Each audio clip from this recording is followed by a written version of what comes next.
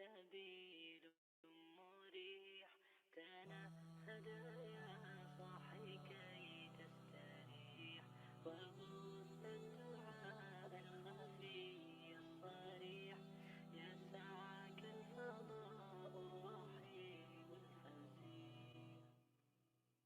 سبيل الدموع سبيل مريح تنهدى يا صاحي كي تستريح وبث الدعاء الخفي الصريح يسعك الفضاء الرحيم الفسيح.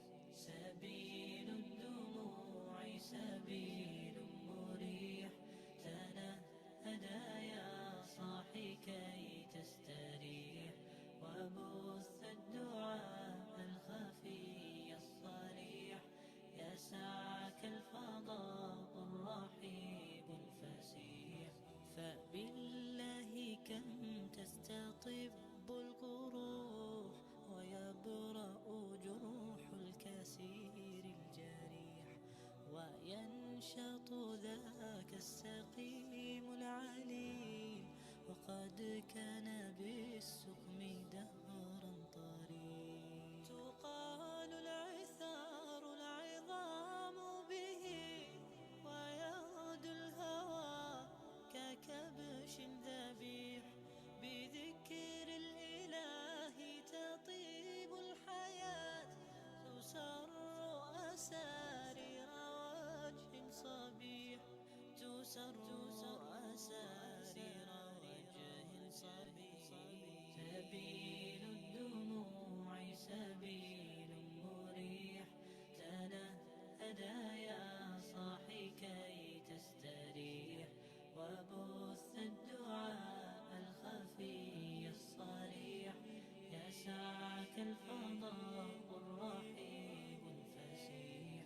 سبيل الدموع سبيل مريح تنهدى يا صاحي كي تستريح وبث الدعاء الخفي الصريح يسعك الفضاء الرحيب الفسيح. تنحى يا حزن واهجر فؤادا توكل بجد بعزم فصيح فإني علمت بأنك نجوى ولبس خبيث مضل قبيح. تبختر ترجل بصوت وخيل فما لك في الأرض درب صحيح. إلى الله عدنا وبالله نذنا ليطوى زمان بائس شحيح ليطوى زمان بائس شحيح. سبيل الدموع سبيل مريح تنهدى يا صاحي كي تستريح وبث الدعاء الخفي الصريح يسعك الفضاء الرحيب الفسيح.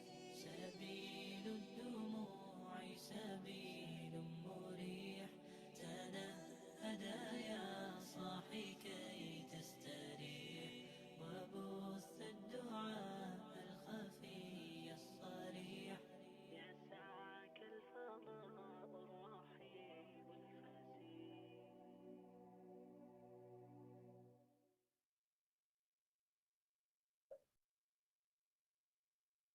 Assalamualaikum warahmatullahi wabarakatuh.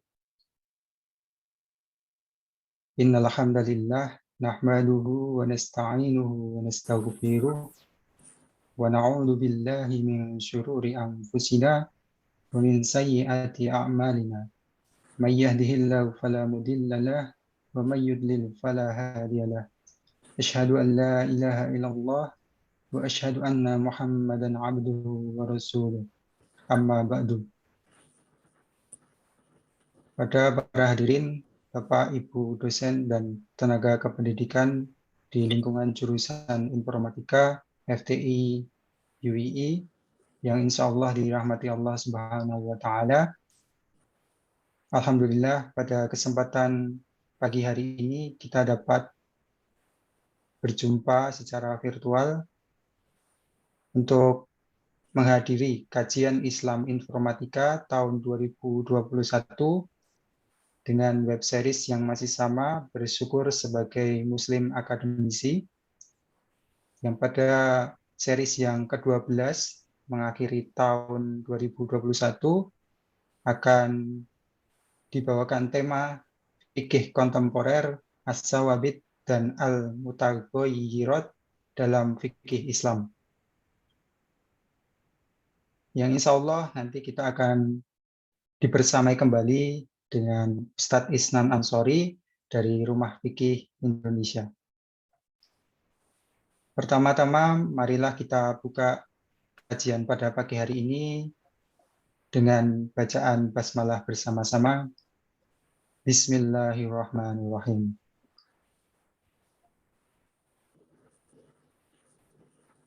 Menginjak acara yang kedua, yaitu pembacaan kalam ilahi, yang insya Allah akan dibawakan oleh Mas Abi Huhafah dari mahasiswa Prodi Hubungan Internasional UI Angkatan 2018, yang insya Allah akan mengetengahkan Quran Surat Ali Imran ayat 190 sampai 191. Kepada Mas Abi, dipersilakan. Assalamualaikum warahmatullahi wabarakatuh. Waalaikumsalam.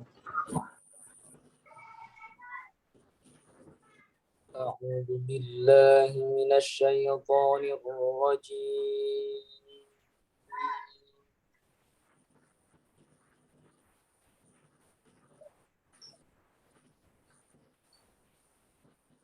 Bismillahirrahmanirrahim.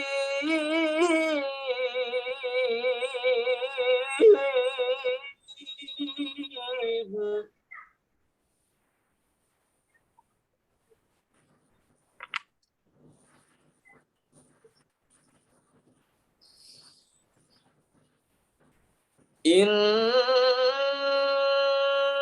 fi khalqis samawati wal ardi wa ikhtilafil laili wan nahar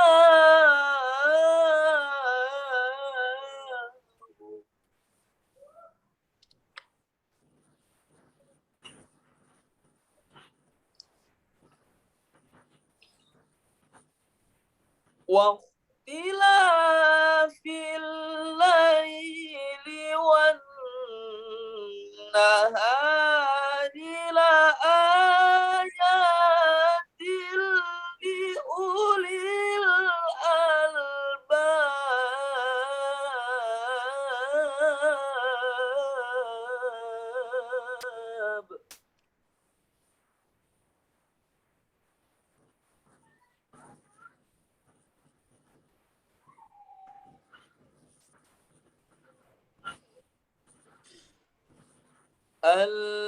الذين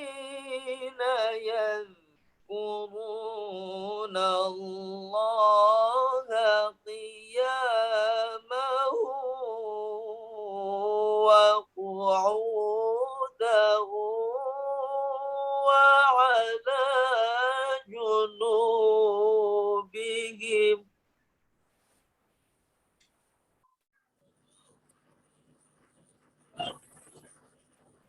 وعلى جنوبهم ويتفكرون في خلق السماوات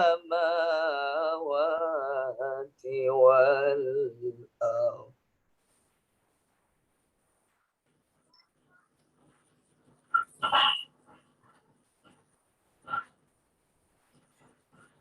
ربنا ما خلقت هذا باطلا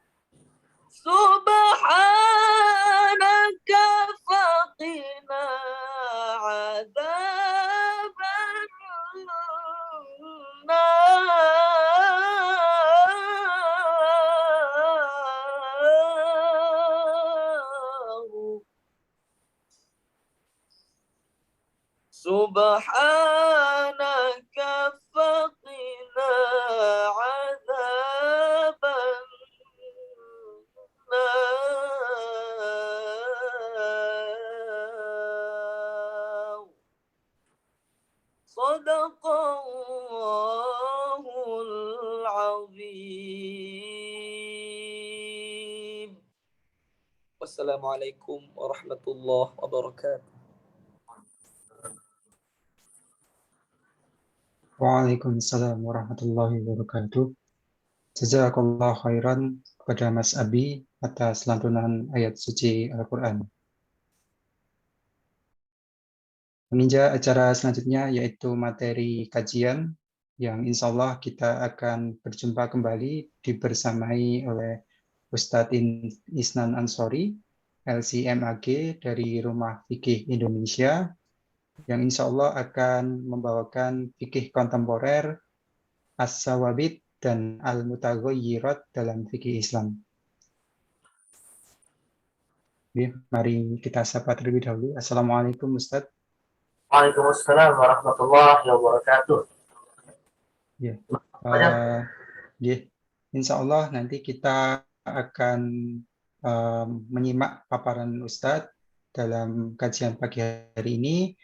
Insya Allah nanti sampai pukul 11.30 sudah termasuk diskusi, Ustadz. Nanti mungkin jam 11 kita akhiri dan lanjutkan dengan tanya jawab. Untuk selanjutnya tidak usah berpanjang lebar. Saya haturkan kepada Ustadz Isnan Ansori.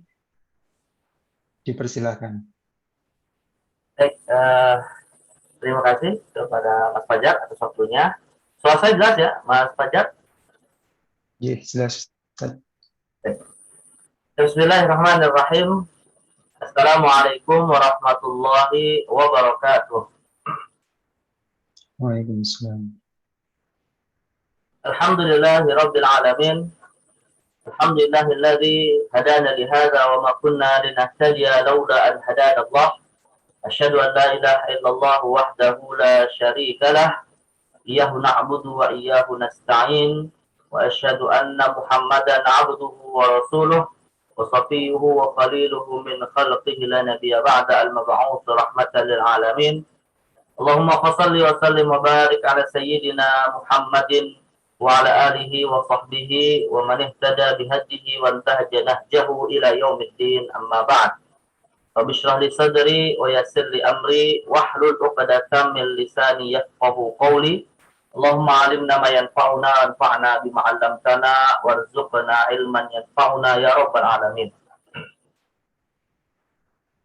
Bapak Ibu sekalian, para dosen dan tenaga kerja di Universitas Islam Indonesia, ya, Fakultas Informatika yang berbahagia, alhamdulillah kita diberi kesempatan oleh Allah Subhanahu wa taala pada di waktu duha yang insyaallah berkah ini kembali dipertemukan dalam kajian ilmu dalam rangka untuk kita bertafakuh fiddin, ya.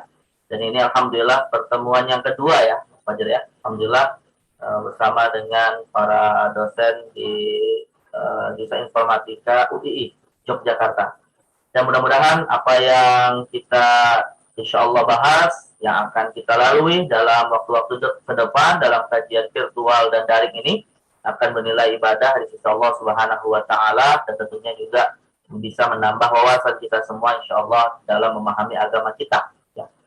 Di mana insya Allah pada kesempatan di pagi hari ini tema yang akan kita bahas ini masih terkait dengan fikih kontemporer, ya, atau dalam bahasa Arab disebut dengan al-fiqhul mu'asir, ya, yang mana jika mungkin mudah-mudahan masih ingat ya, jika kita mereview apa yang sudah dibahas pada pertemuan sebelumnya bersama dengan saya, pada saat itu kita membahas semacam apa namanya hal-hal yang terkait dengan pengantar ya, atau yang sifatnya kita mengenal konsep fikih mu'asir itu apa ya, atau fikih kontemporer itu apa, khususnya dalam konteks usaha-usaha yang dilakukan oleh para ulama di dalam melakukan proses ijtihad untuk mencari hukum-hukum syariat ya yang terkait dengan masalah-masalah yang baru dan terkini ya. Dan tentunya sebagai seorang muslim kita juga wajib meyakini bahwa semua apa yang terjadi di alam semesta ini semuanya terikat dengan hukum-hukum Allah. Ya, apakah hukum Allah dalam konteks ini adalah sunnatullah, ya, yang mana itu kaitannya dengan masalah akidah, ya, bicara tentang takdir, ataupun hukum Allah yang nanti akan menjadi bagian dari pertanggungjawaban kita nanti ketika bertemu Allah di hari hisab. Ya. Yang oleh para ulama, dua konsep hukum Allah ini disebut dengan istilah takdir kauni dan takdir syar'i. Ya. Nah, jadi kita ini jemaah sekalian termasuk manusia, ya, makhluk berakal yang ditugaskan menjadi khalifah di muka bumi, yang mana hal yang akan kita pertanggungjawabkan itu adalah terkait dengan takdir syar'i ini, yaitu ketika kita menjalankan kehidupan ini harus sesuai dengan hukum-hukum yang Allah tetapkan di dalam perbuatan kita, ya, tentunya dalam konteks yang dibolehkan atau disyariatkan, ya. Nah, karena itu pada kesempatan di pagi hari ini sifatnya mungkin melanjutkan apa yang kita bahas pada pertemuan yang lalu, namun lebih spesifik kita akan berbicara dalam konteks fikih kontemporer terkait dengan berbagai macam hukum-hukum Islam atau yang disebut juga dengan fikih Islam yang itu terpolarisasikan kepada dua bentuk hukum, ya, yang akan nanti kalau kita kaitkan dengan kondisi kekinian ada yang bisa berubah ataupun ada yang sifatnya tetap rigid dan tidak boleh berubah, ya. Inilah yang kemudian konsepnya akan kita sebut dengan istilah at-tawabit wal mutaghayyirat, ya. Baik, seperti biasa nih Mas Fajar, saya izin untuk share screen, ya, menggunakan PowerPoint sebagai media, insyaallah agar lebih terarah dan sistematis nih kajian kita insyaallah pada siang hari ini atau pagi hari ini. Saya izin ya Mas Fajar untuk share screen. Ya, monggo Ustaz.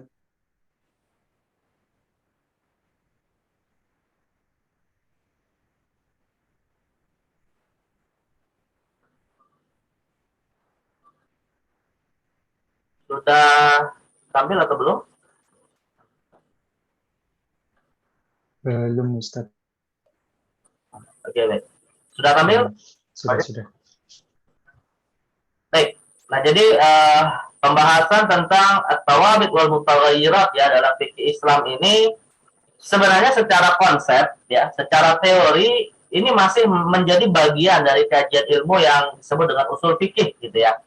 Walaupun kalau kita bicara dalam kasus-kasusnya, untuk kita nanti membahas secara lebih atau membahas kasusnya ini tentunya tidak spesifik dalam kasus tertentu, ini baru kita bicarakan secara kasuistik dalam ilmu fikih, ya, atau dalam hukum Islam.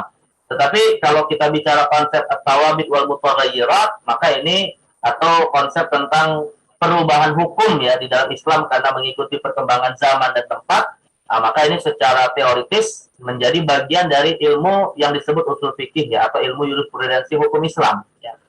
Nah, jadi makanya ini masih tampil kitab saya nih, usul fikih, ya, sebagai salah satu referensi yang atau ilmu yang bisa kita jadikan fondasi, ya, atau ilmu yang kita harus baca kalau kita ingin membaca pembahasan atau mengkaji pembahasan at-tawabit wal mutaghayyirat.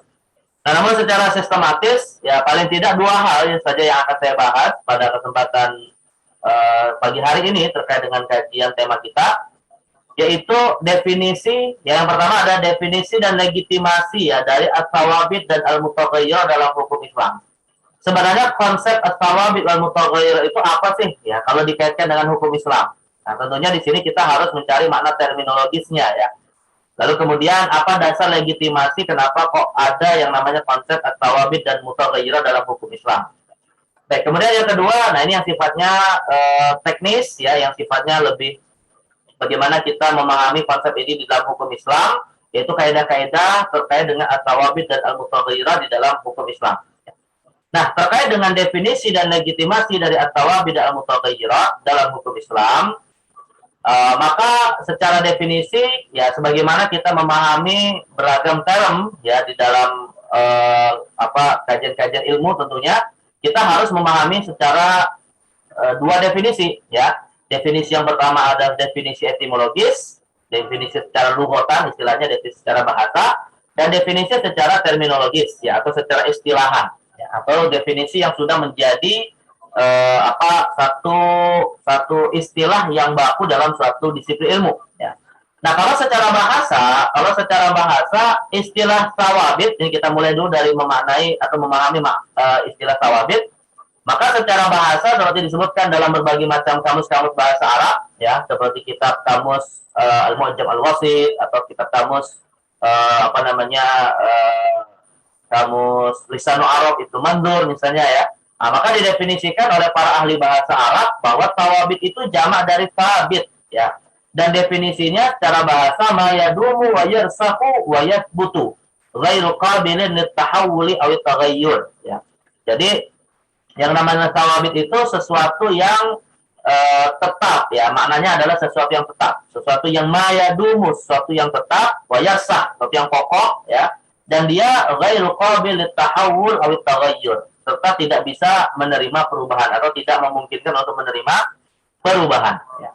Dan kalau kita bicara hukum Islam dalam konteks sabit, ya, maka sebenarnya hukum Islam itu kalau kita kaitkan dengan pihak yang menetapkan hukum, yaitu Allah Subhanahu Wa Taala, ya pada dasarnya hukum Allah itu tidak berubah, gitu ya. Hukum Allah itu sifatnya sabit, hukum Allah itu sifatnya tidak menerima perubahan, karena apa yang ada di alam semesta ini semua sudah muqaddar, semua sudah kullu syai'in biqadar, sesuatu yang telah ditakdirkan oleh Allah Subhanahu Wa Taala. Tapi sebenarnya perubahan itu terasa adalah ketika kita yang mengaplikasikannya di dalam kehidupan kita, ya. Makanya kalau kita bicara dalam definisi ilmu misalnya, ya, bagus sekalian, ilmu itu dibedakan oleh para ulama pun menjadi dua, gitu ya. Ada ilmu azali, ada ilmu muktasab. Ada ilmu yang azali itu maksudnya adalah ilmu yang tidak perlu proses belajar, dan itulah ilmu Allah, ya, dan ilmu para nabi yang didapatkan melalui wahyu. Tapi ada ilmu yang sifatnya muktasab, ya, ilmu yang didapatkan melalui analisa, penelitian, melalui panca indera kita, yang kalau dalam filsafat ilmu itu ada istilah sumber-sumber ilmu pengetahuan, gitu ya, lewat panca indera atau lewat eksperimen, ya, termasuk lewat intuisi dan seterusnya. Nah, jadi sabit ini secara bahasa intinya sesuatu yang tidak berubah, ya, oleh sebab apapun, tidak ada faktor yang bisa merubahnya. Nah, sedangkan kalau kita kaitkan istilah at-tawabit di dalam hukum Islam atau di dalam fikih Islam, nah ini para ulama usul mendefinisikannya seperti ini, ya. Maka bata bidalilin syar'iyyin sawa'un kana qat'iyyan aw dhanniyan ajma' alaihi aw ikhtalafa fihi, ya. Jadi sesuatu hukum yang terkait dengan suatu perkara tertentu yang itu ditetapkan secara langsung oleh dalil-dalil syariah. Maksudnya adalah oleh wahyu, ya, oleh wahyu yang Allah SWT sampaikan kepada sang Nabi Muhammad SAW, yang hari ini secara tekstual, ya, kita kenal dengan sebutan Al-Quran dan Sunnah, ya. Yang mana hukum-hukum tersebut, ya, tidak harus bersifat aksiomatis, yang tidak, atau sesuatu yang tidak mesti bersifat sesuatu yang disepakati dan tidak berubah dalam setiap zamannya, ya. Tapi termasuk hal-hal yang bersifat dhonni atau relatif atau sifatnya asumtif yang bisa ulama kita atau para ahli itu berbeda pendapat, ya. Nah, jadi intinya setiap persoalan-persoalan hukum Islam, ya, dalam masalah ibadah ataupun muamalah yang itu berdasarkan suatu kesepakatan, ya, yang namanya disebut dengan qat'i atau disebut dengan ijma', ataupun sesuatu yang memungkinkan terjadi perbedaan di kalangan para ulama yang disebut dengan dhonni, ya, atau ikhtalafa fihi atau ikhtilaf dalam bahasa kita, maka itu semua hakikatnya bagian dari thawabit Islam, ya, bagian dari thawabit Islam, ya. Nanti bagaimana sih kita memahami kok perbedaan termasuk sesuatu yang thawabit, nanti insyaallah akan saya detailkan pada pembahasan rinciannya, ya. Tapi intinya semua perkara, semua hukum dalam Islam dalam bab ibadah ataupun muamalah yang itu didasarkan langsung kepada dalil-dalil syar'i, apakah itu disepakati ataupun diperselisihkan nantinya dalam proses penetapan hukumnya, itu semua masuk dalam wilayah thawabit, ya. Nah, lantas apa yang kemudian disebut dengan mutaghayyirat, ya, yang menjadi lawan dari thawabit? Nah, kalau untuk mutaghayyir ini, ya, seperti kalau secara bahasa, ya, cukup jelas, ya, berarti lawan dari apa yang kita sebutkan tadi, yaitu jamak dari mutaghayyir, yang mana maknanya adalah ma la yadum, yang tidak tetap, ya, wa huwa qabilun litahawul aw taghayyur, dan bisa menerima yang namanya perubahan, ya. Jadi misalnya seperti kita manusia, ya, punya sifat yang bisa saja berubah, punya bentuk fisik yang bisa saja berubah, gitu ya. Dan kemudian hal-hal pokoknya yang bisa berubah, maka itu disebut dengan mutaghayyir, ya, jamaknya mutaghayyirat, ya. Nah, sedangkan kalau dalam fikih hukum Islam, definisi mutaghayyirat itu adalah al-hukmul ijtihadi alladzi kana murtabitan bi 'urfin aw maslahatin muayyana wa tataghayyaru bi taghayyuriz zamani wal makan.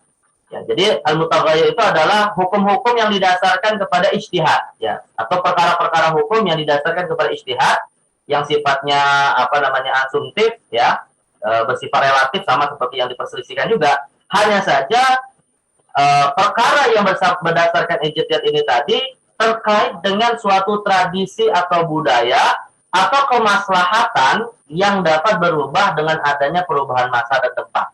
Jadi artinya ketika Rasulullah SAW menerima wahyu, ya jamaah sekalian, berupa Al-Quran dan Sunnah, lantas kemudian wahyu ini berinteraksi dengan budaya setempat. Nah, kalau di zaman Nabi budaya Arab, ya bahkan secara khusus mungkin Arabnya adalah Arab Quraisy, ya tentunya interaksi yang terjadi antara syariat dan budaya ini, ya merupakan interaksi yang nantinya akan melahirkan hukum-hukum. Nah, bagaimana lalu kemudian ketika nanti ada perluasan Islam ya, yang disebut dengan Al-Futuhat, kemudian Islam masuk ke wilayah Syam, ya ketika berkonfrontasi dengan Romawi, atau masuk ke wilayah Irak ketika berkonfrontasi dengan Persia, atau misalnya ke Mesir, ke Afrika, dan seterusnya, tentunya akan bertemu dengan banyak budaya yang sudah ada sebelum syariat dan hukum Islam itu kemudian muncul, dan disinilah akan ada semacam interaksi baru yang bisa saja hukumnya akan berubah tergantung kepada kondisi zaman dan tempat yang berubah tersebut, ya, atau kondisi zaman dan tempat yang berbeda itu. Nah, tetapi dengan catatan bahwa tidak semua ya syariat Islam itu sifatnya mutaghayyirat, sebagaimana tidak semua hukum Islam itu sifatnya tawabit.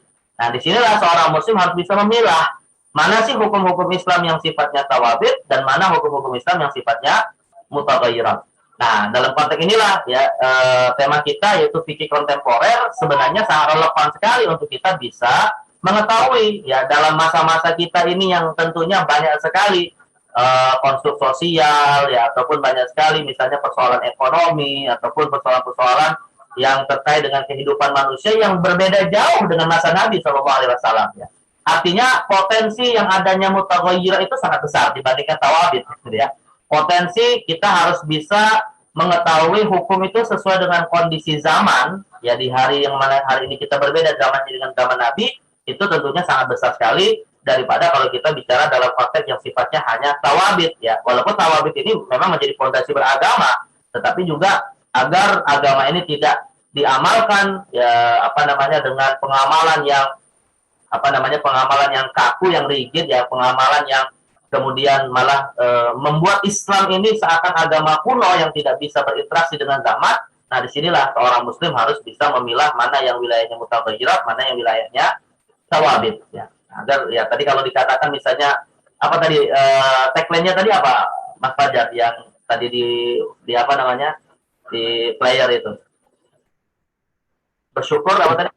Bersyukur sebagai muslim akademisi. Nah, bersyukur sebagai muslim akademisi. Nah ini jadi kita tahu tawabit dan mutaghayyirat tujuannya biar kita bisa bersyukur gitu ya. Karena kita sebagai akademisi kan juga harus memahami kondisi masa kita ya, harus melakukan penelitian-penelitian yang sifatnya memang kekinian ya, dan itu semua sebagai bentuk syukur kita kepada Allah atas akal, atas agama yang Allah berikan kepada kita. Nah, jadi juga jangan kita malah menghukum diri dengan hal-hal yang bersifat dahulu ya, tapi rupanya itu pun masih bisa memungkinkan untuk berubah sesuai dengan kondisi zaman. Tapi juga jangan kita jatuh kepada liberalisasi yang kebablasan gitu ya. Kemudian segala hal disebut mutaghayyirat hingga kemudian tawabit Islam malah tidak ada lagi ciri khasnya. Nah, jadi disinilah saya tegaskan atau bisa kita polarisasikan ya. Kita bisa polarisasikan umat Islam itu dalam konteks beragama bisa kita bagi menjadi 3 ya. Dari sisi hukum yang berubah dan tidak berubah ini.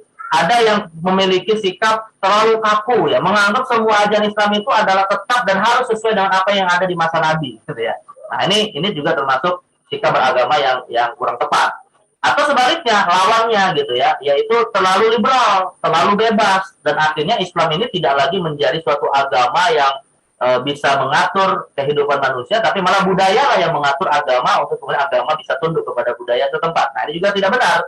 Ya, tapi sikap yang mu'tadil, sikap yang pertengahan, yang Allah sendiri sudah menggaransinya sebagai sikap umat ya, di mana Allah mengatakan wa kadzalika ja'alnakum ummatan wasata, bahwa umat ini telah dijadikan umat pertengahan yang bisa memilah-milah mana wilayah yang tawabit dan mana wilayah yang mutaghayyirat. Nah, ini yang kemudian sedikit tersebut dengan istilah moderasi Islam ya. Jadi kita sebut dengan istilah moderasi Islam.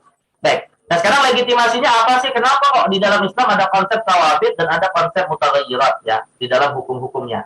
Nah, legitimasinya kalau yang bersifat at-tawabit maka didasarkan kepada legitimasi dari hadis Nabi SAW, di mana Nabi mengatakan ya dalam hadis riwayat Imam Tirmizi, kata Nabi, inna ummati la yajtami'u ala dhalalah. Umat ini tidak mungkin bersepakat dalam kesesatan, yaitu penyimpangan di dalam mengamalkan dan memahami agama yang Allah turunkan sebagai pelita bagi kita dalam menjalani kehidupan di dunia ini. Ya. Jadi artinya apa yang disepakati umat itu pasti benar. Ya. Kalau kita misalnya mengenal istilah maksum nih ya, jemaah sekalian, kalau kita misalnya mengenal istilah maksum yang artinya tidak mungkin salah gitu ya. Rupanya di dalam Islam itu yang namanya maksum ada dua. Ya, yang pertama maksum itu ada pada Nabi, yang mana Nabi SAW terjaga dari kesalahan.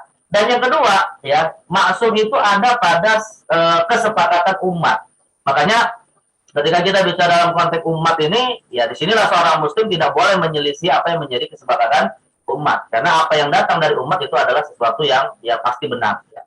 Tapi umat di sini umat yang seperti apa ya? Intinya sih ajaran-ajaran agama yang sifatnya sudah menjadi, kalau dalam bahasa usul fikih itu al-ma'lum minad-dini bid-darurah ya. Perkara hukum yang itu sudah harus diketahui oleh setiap muslim mau awam ataupun ulamanya. Contoh misalnya contoh sederhana ya. Yang namanya sholat 5 waktu wajib, yang namanya puasa Ramadan wajib. Nah, itulah yang namanya kesepakatan umat yang tidak mungkin salah. Ya, kalau ada yang mengatakan sholat 5 waktu tidak wajib, nah itu sudah menyelisihi ya, dan itu bisa kita katakan sudah menyimpang. Atau misalnya dalam perkara yang lain, zina itu haram misalnya, yang membunuh itu haram, mencuri itu haram. Nah, itu sudah menjadi kesepakatan umat. Ya, lalu kemudian kalau ada yang mengatakan zina halal misalnya, itu sudah keluar dari kesepakatan dan kita sebut sebagai penyimpangan pemahaman beragama. Nah, jadi intinya at-tawabit didasarkan kepada kesepakatan umat yang tidak mungkin salah, yang terjaga atau yang disebut al-ma'sum anil khata, ya, terjaga dari kesalahan sebagaimana ajaran Nabi SAW. Baik, kemudian yang kedua, kalau dari aspek al-mutaghayyirat, ya, adanya potensi perubahan hukum Islam berdasarkan perubahan zaman dan tempat, maka ini didasarkan kepada kaidah yang juga diakui dan ditetapkan, ya, dikukuhkan oleh para ulama di dalam berbagai macam karya mereka, dalam karya usul fikih, kaidah fikih, ataupun dalam hukum-hukum persoalan fikih misalnya, yang mana mereka menetapkan la yunkaru taghayyur al-ahkam bi taghayyuril azman. Dalam redaksi yang lain ditambahkan la yunkaru taghayyur ahkam bi taghayyuril azmani wal amkinati wal ahwal. Ya, bahwa tidaklah boleh diingkari ya suatu perubahan hukum atas sebab perubahan zaman, tempat dan situasi. Gitu. Artinya kalau kita bicara dalam hukum Islam, ya yang namanya perubahan hukum itu sesuatu yang normal, sesuatu yang fitrahnya hukum Islam gitu ya, tidak boleh kita ingkari. Ya, karena kalau kemudian hukum ini tidak bisa berubah mengikuti perkembangan zaman, ya itu tadi, maka akan kemudian banyak menimbulkan kemudharatan di dalam kita menjalankan agama. Tapi sekali lagi, dengan batasan-batasan yang memang boleh terjadinya perubahan. Ya, nanti rinciannya akan kita bahas pada yang berikutnya. Jadi intinya sekali lagi, ini kita pahami dulu ya makna dari tawabit dan mutaghayyirat serta legitimasinya, bahwa hukum Islam itu ada dua bentuk, ya, ada yang sifatnya tawabit, ya tidak bisa berubah, ya, dan itulah yang menjadi ciri khas Islam setiap zaman, mau dimanapun berada, mau di waktu apapun, di masa apapun dan situasi apapun. Dan yang kedua adalah wilayah mutaghayyirat yang bisa berubah mengikuti perkembangan zaman dan tempat tanpa terlepas dan tercerabut ya dari akar-akar ajaran Islam yang pokok atau tawabit ini. Baik, nah sekarang secara teknis nih kita langsung masuk kepada rincian ya. Bagaimana sih kaidah-kaidah terkait dengan at-tawabit dan al-mutaghayyirat? Dan nanti akan mungkin bisa saya sebutkan sebagian kasus-kasus kontemporer lah ya yang di masa Nabi mungkin belum ada, lalu kemudian hari ini menjadi bagian dari hukum yang apa istilahnya itu hukum yang hidup di tengah kita ya. Jadi law apa bahasa Inggrisnya itu hukum yang hidup ya, law of life ya, atau life of law gitu dalam kehidupan kita. Baik. Nah, jadi secara umum ya jamaah sekalian, at-tawabit dalam mutaghayyirat ini ya apa saja sih wilayah-wilayah hukum Islam yang masuk dalam wilayah tawabit dan apa saja yang masuk dalam wilayah al-mutaghayyirat ya. Yang masuk dalam wilayah at-tawabit ya, yang masuk dalam wilayah at-tawabit ada dua paling tidak ya. Ada dua. Yang pertama adalah usul agama, usul din ya, pokok-pokok beragama. Jadi pokok-pokok agama Islam itu sifatnya tawabit, sifatnya tabit, tidak akan bisa berubah ya. Setiap zaman seperti itulah konsepnya gitu ya. Dan inilah yang kalau misalnya Bapak Ibu sekalian seringkali mendengar ya ada hadis yang dikenal dengan hadis Jibril ya. Jadi konsep Islam yang itu menjadi titik temu antara setiap muslim beragam mazhab apapun yang ada akan kembali kepada usul agama ini. Nah, ini yang kemudian kita kenal dengan nama hadis Jibril ya. Jadi kalau kita pernah dengar hadis Jibril, ada hadis yang cukup panjang di mana Rasulullah SAW itu pernah didatangi malaikat Jibril dalam wujud seorang manusia, ya, dalam wujud seorang manusia yang disebutkan dalam riwayat mirip seperti sahabat namanya Dihya al-Kalbi. Dan dalam riwayat tersebut Rasulullah SAW ditanya oleh malaikat Jibril dengan 5 pertanyaan sebenarnya, tapi 3 diantaranya menjadi pokok agama. Ya, ditanya tentang iman, ditanya tentang Islam, dan ditanya tentang ihsan. Ya. Dan dari iman maka akan lahir yang namanya usul akidah, dari Islam lahir usul ibadah, dan dari ihsan lahirlah usul akhlak. Ya, usul itu artinya pokok agama terkait dengan akidah, pokok agama terkait dengan ibadah, dan pokok agama terkait dengan akhlak. Ya. Dan ini mungkin banyak juga yang bisa jadi tidak mengetahui ya, kalau kita misalnya nih, mungkin nih saya juga tanya nih Mas Fajar. Kalau kita bicara di dalam Al-Quran itu kan ada Ummul Quran. Nah, Ummul Quran itu surah apa Mas Fajar? Ummul Quran. Pembukaan Al-Quran, Ustaz. Surat apa namanya? Al-Fatihah. Al-Fatihah. Nah, kalau Ummus Sunnah pernah dengar nggak? Ummul Hadis. Kalau tadi kan Ummul Quran. Nah, kalau Ummul Hadis pernah dengar nggak sebelum ini? Hah? Apaan belum, Ustaz? Jadi kalau Ummul Quran itu soal Fatihah gitu ya. Tapi kalau Ummul Hadis itu yang tadi saya sebutkan, hadis Jibril namanya, itu Ummul Hadis ya. Nah, itu seperti yang disampaikan oleh Imam Abu Abdil Al-Qurtubi. Beliau mengatakan kalau Ummul Quran itu adalah surat Al-Fatihah, ya, yang mana disebut Ummul Quran karena Al-Fatihah itu merupakan surat yang merangkum ya beragam ayat-ayat Al-Quran dari Al-Baqarah sampai An-Nas. Nah, sedangkan kalau untuk hadis ya atau untuk sunnah Nabi, maka hadisnya adalah hadis Jibril. Ya, jadi silakan nanti bisa dibaca kembali kalau mungkin pernah mengkaji hadis Arba'in ya, kitab hadis Arba'in nomor 2 hadis riwayat Imam Muslim, itu kan ada hadis yang cukup panjang.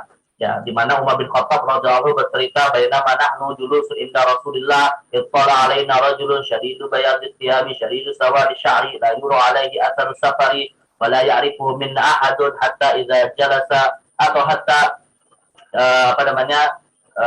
hatta idza jalasa saya lupa juga etikatnya. Pokoknya artinya Jibril kemudian bertanya kepada Rasulullah, akhbirni anil iman, akhbirni anil Islam, akhbirni anil ihsan, ya, beritahukan kepada wahai Muhammad apa itu iman, apa itu Islam, apa itu ihsan, ya. Nah, dari 3 pertanyaan inilah para ulama mengkonsepnya menjadi pokok agama, karena akhirnya Rasul bertanya kepada para sahabat, ya, setelah malaikat Jibril kemudian pergi, kemudian Rasul bertanya kepada para sahabat, ya, atadru nama nisail, ya, tahukah kalian siapa yang tadi bertanya? Nah, para sahabat mengatakan Allahu wa Rasulullah alam. Maka Nabi mengatakan fa innahu Jibril atakum yu'allimukum dinakum. Dan sesungguhnya tadi adalah malaikat Jibril yang datang untuk mengajarkan pokok-pokok agama kepada kalian. Dan patut kita ketahui jamaah sekalian, ya, seluruh ajaran Nabi dari zaman Nabi Adam alaihissalam sampai zaman Nabi Muhammad SAW, pokok ajarannya 3 ini gitu ya.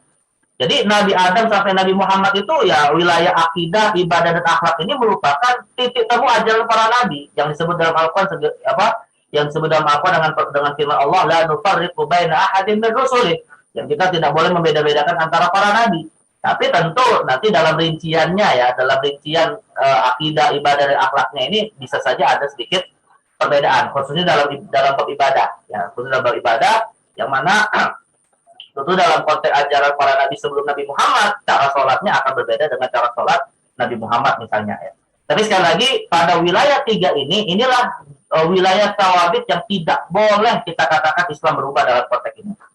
Dan di sini para ulama menyebutnya juga dengan istilah hukum-hukum yang bersifat ta'abbudi ya.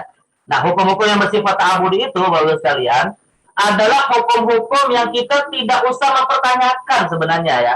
Kenapa ditetapkannya hukum tersebut gitu. Kalaupun kita ingin bertanya, maka pertanyaannya itu bukan dalam konteks kita menggugat gitu ya. Seperti iblis yang menggugat kenapa Adam diciptakan dari api, dari tanah lalu kemudian disujudi oleh iblis gitu. Tidak. Tapi pertanyaan yang boleh kita utarakan adalah pertanyaan malaikat kepada Allah terkait dengan kenapa diciptakannya Adam untuk kemudian menjadi khalifah di muka bumi. Wilayah-wilayah seperti ini gitu ya. Yang diistilahkan oleh para ulama dengan istilah soal istifham ta'limi atau istifham istifham dalam rangka mencari hikmah. Jadi bertanya dalam rangka untuk mencari hikmah kenapa diciptakan Adam alaihissalam dan seterusnya. Nah, contohnya misalnya apa? Contohnya misalnya seperti kita bicara dalam konteks ibadah ya, misalnya sholat 5 waktu dalam sehari semalam. Kenapa kemudian kok sholat itu sehari semalam wajib kita lakukan sebanyak 5 kali? Ya itu kan. Pertanyaan kenapa itu ya bagi seorang muslim cukup dia katakan Allah wa Rasulullah alam. Ya, karena itu ta'abudi. Nah, tapi kalau misalnya kita ingin bertanya lebih lanjut, kenapa kita diwajibkan sholat 5 waktu? Maka hikmahnya adalah hikmah itu artinya tidak merubah hukum. Jadi hikmah itu semakin untuk memantapkan hati kita bahwa sholat 5 waktu itu jika dikaitkan dengan waktu-waktu yang berbeda agar kita selalu terjaga ya hubungannya dengan Allah Subhanahu wa taala misalnya. Atau misalnya dalam sholat itu sendiri kenapa rakaatnya beda? Zuhur ada 4, ya asar ada 4, ya, maghrib 3. Nah, itu pertanyaan-pertanyaan kalau kita bertanya kenapa, maka hakikatnya ya minimal seorang muslim mengatakan Allah wa Rasuluhu a'lam. Nah, itulah yang disebut dengan hukum ta'abudi, ya, hukum ta'abudi. Baik. Nah, yang kedua, termasuk bagian tawabit, ya, termasuk bagian tawabit yang tidak berubah, khususnya dalam konteks ketika kita bicara hukum-hukum hari ini, ya, kita pun harus bisa mengetahui mana yang nggak boleh berubah, adalah perkara-perkara hukum yang sudah pada level ijma. Level ijma itu maksudnya adalah pada level yang sudah menjadi kesepakatan umat, seperti yang tadi saya sempat katakan. Ya. Nah, definisi ijma itu sendiri, misalnya disebutnya oleh seorang ulama besar abad ke-6 Hijriah, ya, Imam Abu Hamid Al-Ghazali.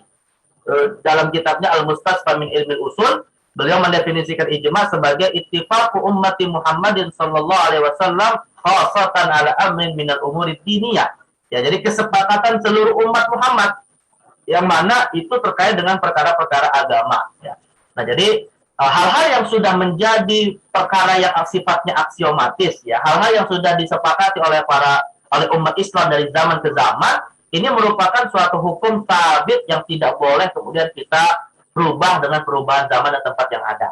Tapi kalau misalnya kita hitung, sebenarnya hukum yang terkait dengan ijma ini pun tidak banyak sebenarnya, ya. Ya, contohnya seperti yang tadi kita sebutkan, sholat 5 waktu wajib, zina haram, membunuh haram, puasa Ramadan wajib, memuliakan orang tua wajib, ya, memuliakan tetangga wajib. Nah, itu kan wilayah-wilayah yang sifatnya ijma yang tidak bisa berubah, ya, dengan perubahan zaman. Jadi kalau misalnya ada suatu zaman atau suatu komunitas masyarakat yang dalam tradisi masyarakat itu menganggap orang tua tidak harus dihormati, ya nggak bisa kita terima tradisi itu. Kita katakan ini tradisi menyimpang yang harus diluruskan, ya. Atau misalnya khamr itu haram, ya, di suatu masyarakat menganggap khamr itu misalnya suatu hal yang biasa dalam jamuan-jamuan makan minum mereka. Ya, kita sebagai seorang muslim nggak bisa menerima begitu saja. Kita katakan ini adalah haram dan harus kita ingkari. Ya, maka wilayah-wilayah seperti inilah yang disebut dengan tawabit. Ya.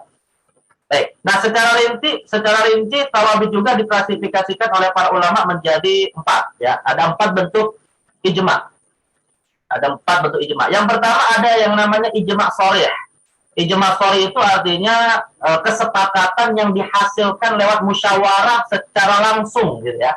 Walaupun untuk ijma sharih ini kalau zaman sekarang saya pikir agak sulit, ya, agak sulit. Karena ijma sharih ini memang kalau di zaman sahabat masih mungkin, sahabat masih ada di Madinah dan tidak banyak yang tersebar ke tempat yang jauh. Nah, kalau di zaman kita seluruh negara ada muslim, gitu ya, mengumpul jadi satu, menyepakati suatu masalah itu suatu yang tidak mudah, ya.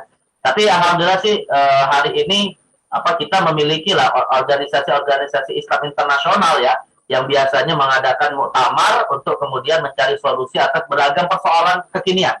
Misalnya kita punya di tingkat internasional itu ada Rabitatul Alam Al-Islami misalnya, ya, atau dalam bahasa kita OPI, ya, Organisasi Konferensi Islam misalnya, ya, yang nanti biasanya akan mengeluarkan resolusi hukum yang itu sebagai jawaban yang melalui analisa para ulama yang tergabung di dalamnya untuk menjawab persoalan-persoalan kekinian umat, ya. Atau misalnya sifatnya lokal. Kalau yang sifatnya lokal, misalnya ada MUI, gitu ya, Majelis Ulama Indonesia, di dalamnya terkumpul beragam ormas, yang mana mereka ormas Islam, kemudian mereka kumpul di satu tempat untuk mendiskusikan beragam kasus yang ada, misalnya. Nah, itu bisa dikategorikan sebagai ijma sharih, ya, ijma sharih.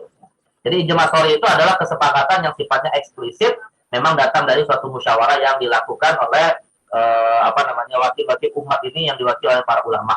Ya, contohnya misalnya apa nih? Contohnya, ya, ini kalau dalam sejarah nih.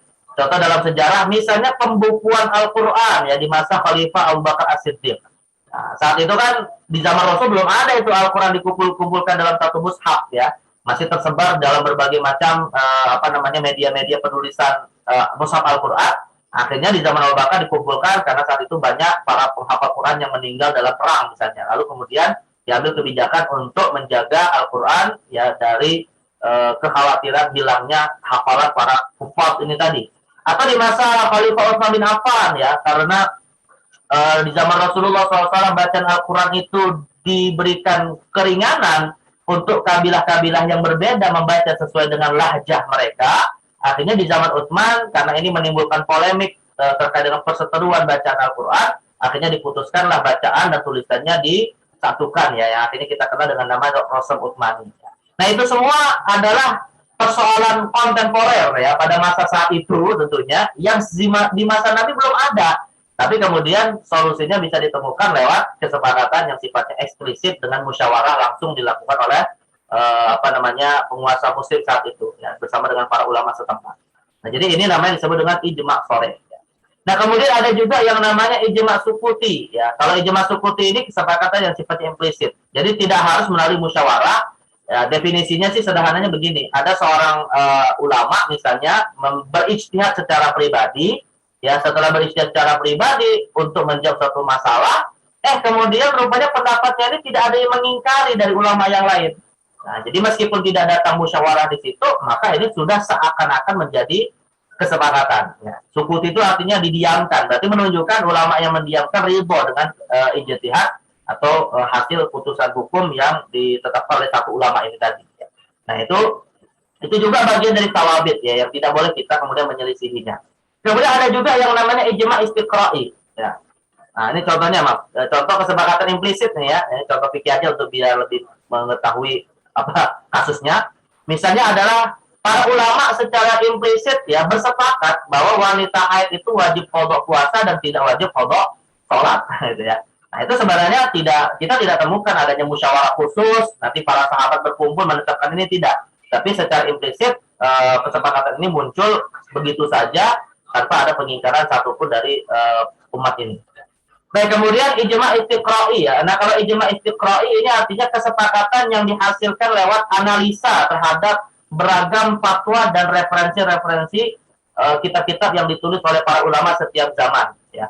Yang mana kesepakatan yang sifatnya analitis ini atau istiqra'i ini memang tidak bersifat sharih ya, sebagaimana musyawarah-musyawarah yang tadi kita sebutkan, atau tidak bersifat sukuti, tapi ada seorang alim ya, ada seorang alim yang membaca dan menganalisa berbagai macam kitab-kitab fikih, khususnya perbandingan mazhab, misalnya seperti Imam Ibnu Munzir ya, yang membaca kitab 4 mazhab secara khusus, dan akhirnya menyimpulkan semua mazhab sepakat bahwa A adalah hukum B misalnya ya, tanpa ada kemudian ditemukan perselisihan secara referensi. Nah, maka ini pun bagian dari ijma' yang kita tidak boleh menyelisihinya. Misalnya nih, jamaah sekalian ya, misalnya para ulama sepakat bahwa misalnya penambahan hutang atas nilai pokok hutang itu adalah riba misalnya gitu ya. Nah, rupanya kita baca nih dalam kitab-kitab fikih muamalah yang ditulis 4 mazhab, semua sepakat bahwa itu adalah riba. Ya, disitulah kita sebut berarti penambahan hutang atas nilai pokok adalah riba, bagian dari ijma' istiqra'i misalnya ya. Nah, maka ini kesepakatan seperti ini juga tidak boleh diselisihi. Kemudian ijma' dhimmi ya, ijma' dhimni. Nah, kalau ijma' dhimni inilah ya, atau sebelum masuk kepada ijma' dhimni, nah ini definisi ijma' istiqra'i ya. Definisi ijma' istiqra'i seperti yang disampaikan oleh Syekhul Islam Ibnu Taimiyah dalam kitab Majmu'ul Fatawa. Beliau mengatakan ijma' istiqra'i itu artinya adalah an yastaqri'a aqwalul ulama fala yajidu fi dzalika khilafan ya. Jadi seseorang melakukan penelitian atau istiqra' secara menyeluruh atas setiap pendapat ulama, akhirnya disimpulkan setelah analisa itu dilakukan, tidak ditemukan adanya perbedaan di antara para ulama yang ada. Nah, maka ini namanya disebut dengan ijma' istiqra'i. Nah, sedangkan kalau ijma' dhimni ini adalah kesepakatan yang dihasilkan dari suatu perbedaan, yang mana kesepakatannya itu bukan pada wilayah perbedaannya, tapi pada titik di mana kesepakatan dihasilkan untuk membatasi perbedaan hanya pada perbedaan yang ada. Contoh misalnya begini, jamaah sekalian, contoh misalnya adalah, misalnya begini, para ulama kita ya misalnya berbeda pendapat. Ya, para ulama kita misalnya berbeda pendapat tentang masalah batasan aurat ya bagi wanita misalnya. Ya, para ulama beda pendapat tentang batasan aurat bagi wanita. Yang mana pendapat mayoritas ulama mengatakan seluruh tubuh wanita adalah aurat kecuali wajah dan telapak tangan, ya. Lalu rupanya kita dapati juga ada sebagian ulama lain dalam mazhab Syafi'i ataupun mazhab Hambali yang mengatakan wajah juga termasuk aurat. Dan ada pendapat yang ketiga yaitu mazhab Hanafi yang mengatakan bahwa telapak kaki itu bukan aurat, gitu ya. Telapak kaki bukan aurat. Makanya kalau Bapak Ibu sekalian misalnya mendapati ada kaum muslimah gitu ya, sholat kok tidak pakai kaos kaki misalnya, ini ada kemungkinan mazhabnya Hanafi. Karena dalam mazhab Hanafi telapak kaki itu tidak termasuk aurat, ya. Nah, jadi dari tiga pendapat ini akhirnya kita analisa, rupanya semua ulama sepakat di luar ketiga pendapat yang berbeda tadi ya bahwa itu adalah aurat, gitu ya. Misalnya mereka sepakat bahwa yang namanya khususnya bagi wanita nih tentunya ya, yang namanya rambut misalnya atau maafnya tubuhnya, payudaranya, kemaluan, kaki, paha dan seterusnya, maka itu semua adalah aurat. Ya. Jadi mereka sepakat pada wilayah itu, tapi berselisih pada tiga yang lain. Nah, kemudian setelah itu mereka menyepakati tidak ada pendapat yang keempat, gitu ya. Tidak boleh ada yang mengatakan enggak, yang bukan aurat termasuk adalah kepala seluruhnya misalnya. Berarti kalau ada yang mengatakan seperti ini, dia telah menyelisihi kesepakatan para ulama dari tiga pendapat yang ada. Ya. Nah, ini namanya kalau dalam istilah usul fikih disebut dengan ijma' dimni namanya. Ijma' dimni. Baik. Nah, ini wilayah-wilayah yang sekali lagi adalah wilayah tawabit yang mana ajaran Islam tidak akan berubah walaupun zaman dan masa atau waktu, tempat, situasi itu bisa berubah. Nah, sedangkan kalau untuk wilayah yang berubah yang disebut dengan al-mutaghayyirat, nah disinilah yang sebenarnya banyak sekali kasus-kasus kekinian ya yang terjadi perubahan hukum ataupun bisa saja bukan perubahan hukum sih, muncul hukum baru yang di masa Nabi itu belum ada dan itu masuk dalam wilayah mutaghayyirat juga. Ya. Nah, contohnya misalnya adalah hukum-hukum yang bersifat ta'akuli. Ya, hukum-hukum yang bersifat ta'akuli yaitu hukum-hukum yang didasarkan kepada ilat yang ilat tersebut akan bisa merubah hukum ketika ada perubahan zaman. Jadi ilat itu jamaah sekalian maknanya adalah alasan ya kenapa ditetapkannya suatu hukum dan alasannya itu bersifat logis, bukan sesuatu yang ta'abudi, bukan sesuatu yang kita tidak sampai akal kepada alasannya. Itu namanya disebut dengan hukum ta'akuli. Nah, saya contoh misalnya begini, kebijakan Umar bin Khattab ya menetapkan pajak atas tanah rampasan perang. Yang saat itu dalam sejarah disebut dengan istilah as-sawadul al-ardus sawad ya, al-ardus sawad atau ardus sawad ya. Jadi Umar bin Khattab saat itu ya berselisih pendapat nih jamaah sekalian dengan sebagian sahabat termasuk Abdurrahman bin Auf dan Bilal bin Rabah yang saat itu mengatakan, kami ini kan adalah para mujahid yang berhasil membebaskan negeri-negeri yang non-muslim ya, akhirnya menjadi muslim, dan otomatis yang namanya peperangan itu kan ada rampasan perang, dan yang namanya rampasan perang harus dibagi-bagikan kepada para prajurit ya, kepada para prajurit. Nah, Umar bin Khattab saat itu tidak sepakat kalau rampasan perang itu dalam wujud senjata, dalam wujud harta bergerak, mungkinlah bisa dikuasai oleh para prajurit perang. Tapi bagaimana kalau dalam wujud tanah ya yang itu dikelola oleh masyarakat setempat yang bisa saja tidak terlibat dalam peperangan. Nah, akhirnya kata Umar bin Khattab, ya aku berpendapat tanah rampasan perang ini tidak dibagikan kepada kepada para prajurit, tapi diberikan atau diserahkan kepada penduduk setempat meskipun belum muslim, namun nantinya setiap tahun mereka harus mengeluarkan pajak dari hasil tanah tersebut. Padahal kita tahu jamaah sekalian, yang namanya non-muslim itu kan hakikatnya nggak wajib bayar zakat, tapi mereka diwajibkan mengeluarkan yang namanya pajak, ya karena sudah dikuasai oleh umat Islam. Nah, pajak inilah yang nantinya akan menjadi konsep pajak di masa Abu Bakar yang disebut dengan di masa Umar bin Khattab yang disebut dengan dharibah. Ya. Padahal kalau misalnya kita kembali kepada ayat Al-Quran, kesannya bertentangan dengan ayat Al-Quran. Ya. Karena yang namanya rampasan perang itu kan termasuk tanah juga hakikatnya adalah milik prajurit.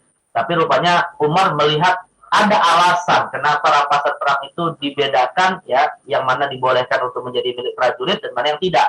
Akhirnya Umar bin Khattab menyampaikan ayat Al-Quran hatta la takuna dulatan bainal aghniya'i minkum ya, bahwa yang namanya harta itu tidak bisa dimonopoli oleh sebagian pihak agar kemudian tidak hanya berputar kepada orang-orang yang kaya saja di antara mereka.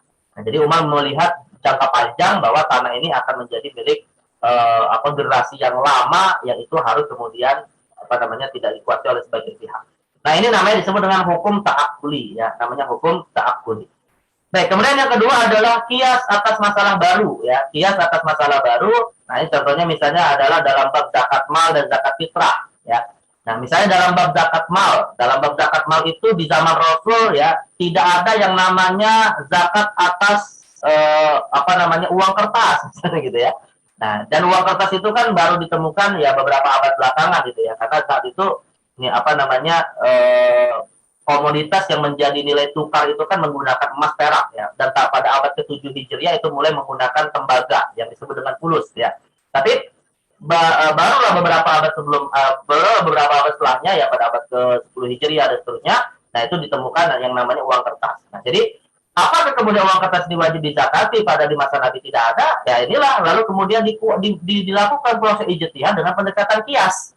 Ya, dan kias menyimpulkan bahwa uang kertas termasuk ya harta yang nilainya mirip seperti emas dan perak, walaupun mungkin kalau kita mau perdebatkan dari aspek inflasinya bisa saja ada ya dan berbeda. Tetapi intinya karena dia sama-sama sebagai nilai sebagai mata uang yang menjadi nilai tukar, maka kemudian wajib ditunaikan zakatnya. Begitu juga dengan zakat fitrah ya, di masa Rasulullah SAW yang namanya zakat fitrah hanya terkait dengan 4 komoditas ya, kurma, anggur, kemudian syair ya, jelai dan gandum. Tapi kemudian ya, pada masa ini maka komoditas zakat fitrah itu diperluas ya, bisa jagung, bisa beras dan seterusnya. Nah, jadi ini semua adalah termasuk mutaghayyirat, yaitu hukum yang bisa berubah tergantung kepada kondisi zaman dan tempat yang berbeda, namun metodenya di dalam ilmu ushul fikih disebut dengan qiyas. Baik, kemudian yang keempat adalah mutaghayyirat karena adanya perubahan uruf atau tradisi ya, perubahan uruf atau tradisi. Nah, misalnya nih jamaah sekalian, ini secara umum saja ya, ada konsep yang namanya gharar yang dimaafkan dalam transaksi ekonomi. Jadi hukum asalnya kita itu tidak boleh memperjualbelikan barang ya yang itu tidak jelas status barangnya, atau kita memperjualbelikan barang dengan akad yang belum jelas misalnya ya. Misalnya ada orang yang menawarkan 2 harga, 1 kredit, 1 cash misalnya, tapi belum disepakati mana yang ditetapkan. Nah, itu nggak boleh hukum asalnya ya, namanya disebut gharar. Tapi di masa Nabi SAW, jamaah sekalian, Rasulullah membolehkan yang namanya bai'us salam. Yang sebenarnya hukum asal dari bai'us salam itu nggak boleh. Jadi bai'us salam itu kalau bahasa kita adalah barang yang dibeli berdasarkan pesanan, ya pre-order gitu ya. Jadi sebelum barangnya itu ada di tangan penjual, kita sudah memesan dan akhirnya si penjual yang mengusahakan keberadaan barang itu, tapi kita sudah bayar DP misalnya. Nah ini kalau dalam hukum Islam, dalam konteks ekonomi ya sebagai hukum asal itu nggak boleh. Ya karena barangnya belum ada, maka tidak jelas itu statusnya seperti apa. Nah, tetapi di masa Rasulullah SAW, jual beli gharar seperti ini dimaafkan karena menjadi kebutuhan masyarakat yang sangat luas saat itu, gitu ya. Nah, kalau kita terapkan hari ini, sekarang malah lebih besar lagi nih kebutuhan masyarakat dengan jual beli gharar yang dimaafkan ini, gitu ya. Contoh sederhana, misalnya jual beli online. Ya, jual beli online kita transfer uang atas pembelian barang yang barangnya belum sampai ke kita, gitu ya. Dan barang yang ada di kita itu kan kita hanya mengetahui lewat display di foto-foto dan seterusnya gitu ya. Tapi kita tidak melihat langsung barangnya seperti apa. Nah, ini namanya disebut dengan jual beli yang ada unsur gharar tapi dimaafkan. Nah, kenapa dimaafkan? Karena kebutuhan masyarakat yang sangat besar atas jual beli seperti ini. Nah, jadi semacam ada rukhsah lah ya, semacam ada keringanan syariat untuk kita boleh mengambil sesuatu yang hukum asalnya haram tapi dibolehkan atas dasar uruf atau tradisi masyarakat. Dan yang terakhir adalah hukum-hukum yang didasarkan kepada maslahah mursalah. Maslahah mursalah itu artinya jamaah sekalian adalah persoalan baru yang menurut pertimbangan masa, yang menurut pertimbangan tradisi, menurut pertimbangan tempat, merupakan persoalan yang memang dibutuhkan ya. Persoalan yang dibutuhkan tapi syariat tidak melarang ataupun tidak langsung mengiyakan secara langsung gitu ya. Nah, ini namanya disebut dengan maslahah mursalah. Jadi kemaslahatan manusia yang bertujuan untuk memenuhi kebutuhan akal, kebutuhan jiwa, kebutuhan harta, kebutuhan ekonomi, ya, kebutuhan kehormatan dan kebutuhan agama, tetapi tidak langsung kita temukan dasar-dasar syariatnya di dalam Al-Quran dan Sunnah. Ini yang disebut dengan maslahah mursalah. Dan ini yang paling banyak nih jamaah sekalian ya. Ini yang paling banyak. Dan misalnya contohnya apa? Contohnya misalnya seperti pencatatan pernikahan. Ya. Di zaman Rasulullah kan nggak ada yang namanya pencatatan pernikahan. Mana ada kita misalnya temukan Rasulullah punya buku nikah ya dengan Khadijah, Aisyah misalnya, nggak ada gitu ya. Tapi zaman sekarang pencatatan pernikahan sangat dibutuhkan karena untuk menjaga hak-hak istri misalnya ya, kalau dikhawatirkan misalnya suaminya zalim ya, biar bisa menuntut nafkahnya, bisa menuntut warisnya kalau suaminya meninggal misalnya. Nah, maka lewat jalur pembuktian di pencatatan pernikahan. Termasuk dalam hal ini adalah misalnya penetapan aturan rambu-rambu lalu lintas ya. Ya kalau merah berhenti, hijau kita jalan, kuning hati-hati. Di zaman Rasul nggak ada. Ya namanya unta di zaman Nabi jalan kemana aja gitu ya. Nggak harus kemudian ada aturan rambu-rambu lalu lintas. Tapi kemudian ini berdasarkan kemaslahatan yang syariat tidak melarang tapi juga tidak ditemukan secara langsung. Namun bukan berarti syariat tidak mengakuinya. Ya karena syariat mengakui selama itu dalam rangka memenuhi 5 maslahat yang disebut dengan maqasidus syariah ya terhadap yaitu masalah terkait dengan agama, masalah terkait dengan akal, masalah terkait dengan jiwa, masalah terkait dengan harta dan kehormatan, maka itu semua diakui sebagai bagian dari syariat Islam. Dan ini tentunya kalau kita melihat konteks zaman bisa berubah sesuai dengan kondisi zaman itu sendiri. Jadi sekali lagi kesimpulan akhirnya seperti yang tadi sudah saya ulangi dari sejak awal, bahwa dalam memandang persoalan baru ya fikih-fikih kontemporer yang kita temukan hari ini, kita harus bisa memiliki basirah, kita harus bisa memiliki pengetahuan yang cukup untuk memilah mana wilayah yang tawabit, yang tidak boleh berubah, ya setiap masa, tempat, waktu, zaman, dan segala kondisi yang ada harus tetap ajak, harus tetap rigid seperti yang dibawa oleh Rasulullah SAW.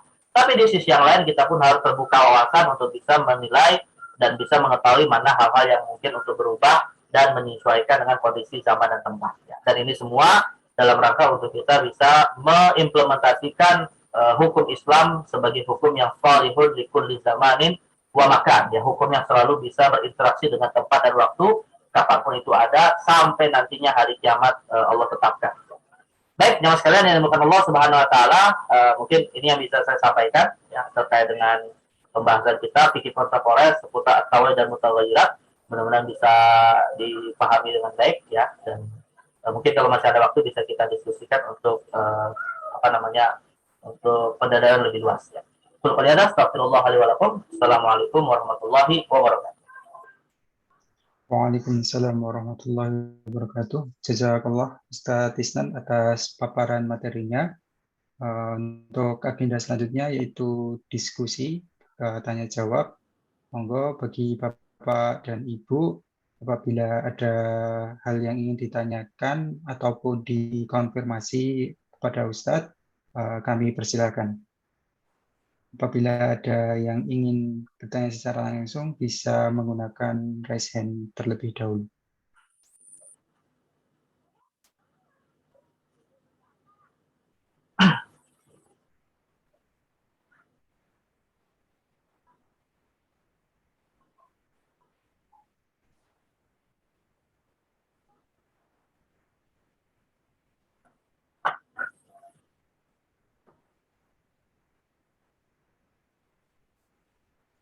Nah, itu kalau nggak ada yang tanya. Ya, monggo Pak Andri. Bismillahirrahmanirrahim. Tadi ada salah satu contoh yang disampaikan tentang penetapan Al-Quran di zaman Utsman gitu ya, sehingga dianggap sebagai sebuah standarisasi. Tapi ternyata ini agak sedikit melenceng ya dari pendapat mutaghayyirat ya. Cuman karena tadi sempat disinggung, jadi di era sekarang itu kemudian muncullah tuduhan-tuduhan terhadap era tersebut gitu ya, di mana era tersebut dianggap melakukan istilahnya pembumihan culture yang lain gitu ya, ataupun kemudian budaya yang lain atau apapun lah yang kemudian disebut ya, sehingga kemudian dikatakan Al-Quran yang ditetapkan di zaman Utsman itu pun sebenarnya bukan, maksudnya kita kenal Qiraatus Sab'ah itu ya, tapi kan kemudian sebuah tuduhan dari Syiah katakanlah misal ada ayat yang kemudian dihilangkan, berubah dan lain sebagainya itu ya, kurang lebih anggapannya kayak gitulah. Jadi tuduhan-tuduhan yang kemudian muncul diakibatkan kemudian adanya sebuah kesepakatan. Nah, kalau nanti misal mau ditarik dengan sahabat mutaghayyirat itu kan ya sebenarnya Islam itu kompromistis juga pada akhirnya ya, yang mungkin bisa dikompromikan karena faktor politik misal, dikompromikan karena faktor budaya ya sebagai alat dukung misal pemerintahan katanya. Nah, itu dan seperti itu kan akan selalu hadir di setiap zaman. Nah, kira-kira yang seperti itu gimana, Ustaz? Jazakallah khair. Ya. Baik. Ini memang cukup banyak ya syubhat yang muncul terkait dengan penyatuan atau standarisasi bacaan di zaman Utsman ya. yang mana nih kalau secara cukup bagus, secara cukup rinci ya sudah dijawab sebenarnya oleh para ulama, salah satunya oleh Syekh Manna Al-Qattan ya dalam kitabnya Mabahith fi Ulumil Quran. Nah, ini satu buku yang alhamdulillah sudah banyak diterjemahkan ke bahasa Indonesia, ya Mabahith fi Ulumil Quran, ketika beliau membahas tentang masalah dialektika perdebatan di masanya ya Khalifah Utsman terkait dengan masalah standarisasi bacaan Quran, yang mana saat itu memang ada semacam kebijakan Utsman untuk membakar mushaf-mushaf yang ada di tangan para sahabat di luar apa yang distandarisasikan oleh Utsman bin Affan ya. Nah, jadi akhirnya banyak nih tuduhan-tuduhan khususnya dari kalangan Syiah ya, yang menganggap bahwa itu untuk menjaga status quo para sahabat, khususnya nanti Bani Umayyah, jadi kayak politik lah gitu ya. Ada juga kemudian yang mengatakan bahwa Utsman melakukan hal tersebut ya sebagai bentuk sebagai bentuk ya selain status quo ya, kemudian juga ya semacam ini menggolimi lah ya sebagian para sahabat yang bacaan Qur'annya diperselisihkan juga saat itu gitu ya. Nah, bagaimana sih jawabannya ya dalam konteks kita membaca kasus itu ya. Pertama nih jemaah sekalian, ya sebenarnya hal yang harus kita dasarkan terlebih dahulu adalah husnudzon gitu ya. Kita berhusnudzon nih kepada generasi terbaik umat ini, para sahabat yang merupakan didikan langsung oleh Rasulullah, itu jangan kemudian kita memberikan stigma buruk dulu kepada mereka. Ini harus kita lakukan, dan inilah yang tidak dilakukan oleh kalangan Syiah gitu ya. Kalangan Syiah itu ya wawalam niat mereka dan motif mereka apa untuk kemudian menjelekkan para sahabat, yaitu urusan mereka, tapi intinya kita harus berhusnudzon dulu ya bahwa Rasulullah ya dalam banyak hadisnya, kemudian Al-Quran apalagi ya dalam banyak ayat itu kan betul-betul memberikan tazkiyah ya, memberikan semacam pujian-pujian kepada para sahabat. Bahkan para ahli tafsir mengatakan setiap pujian di dalam Al-Quran yang ada kata kum ya, yang itu ditujukan kepada orang beriman dalam arti banyak, itu para sahabat yang harus lebih utama. Allah mengatakan wakadzalika ja'alnakum ummatan wasata. Kami jadikan kalian umat yang pertengahan. Itu para ahli tafsir mengatakan sahabat yang paling utama sebelum yang lainnya. Allah mengatakan kuntum khairu ummah ukhrijat linnas. Kalian adalah umat terbaik yang nanti akan memegang tugas untuk mengajak manusia kepada kebaikan, beramal ma'ruf nahi munkar. Itu para sahabat dulu. Nah, jadi kita sebagai muslim harus berhusnudzon dulu apa yang dilakukan oleh para sahabat. Hakikatnya adalah suatu yang bukan menyimpang dari agama. Bahkan konflik antara mereka pun ya jemaah sekalian yang terjadi pada masa Ali, ada perang Jamal, ada perang Siffin, kita pun dituntut ya, kata Umar bin Abdul Aziz, kata Imam Ahmad bin Hanbal, tidak usah kemudian memberikan stigma buruk pada sahabat yang berkonflik itu. Nah, itu satu ini sebagai dasar dulu ya. Kalau kita bicara kasus standarisasi Al-Qur'an. Yang kedua adalah kalau Syiah ya mengklaim bahwa Utsman telah menggolimi ahli bait misalnya, atau dengan kesepakatan sahabat yang lain kemudian Utsman menghapus ya surat-surat yang dianggap itu memberikan justifikasi kepada ahli bait Nabi misalnya ya. Maka mereka mengklaim ada satu surat namanya surat wilayah misalnya ya, yang itu dianggap dihapus oleh Utsman. Maka kita katakan Ali bin Abi Thalib sendiri memberikan kesaksian dalam riwayat yang sahih, yang mutawatir ya, bahwa Ali bin Abi Thalib mengatakan Utsman melakukan itu ya, Utsman bin Affan melakukan itu, dan kami ridho para sahabat ya dengan apa yang menjadi kebijakan sama Utsman bin Affan. Jadi Ali sendiri memberikan kesaksian apa yang dilakukan oleh Utsman itu tidak ada pengingkaran dari para sahabat, termasuk Ali sendiri gitu ya. Bahkan Ali bin Abi Thalib mengatakan ada dua sahabat yang berjasa terhadap penjagaan Al-Quran. Pertama adalah Abu Bakar, dan yang kedua adalah Utsman bin Affan radhiyallahu anhu. Nah, jadi kalau orang-orang Syiah kemudian memberikan tuduhan seperti itu kepada Utsman, nah ini mereka sudah menentang tokoh yang mereka sangat ulukan, yaitu Ali bin Abi Thalib. Nah, itu yang kedua.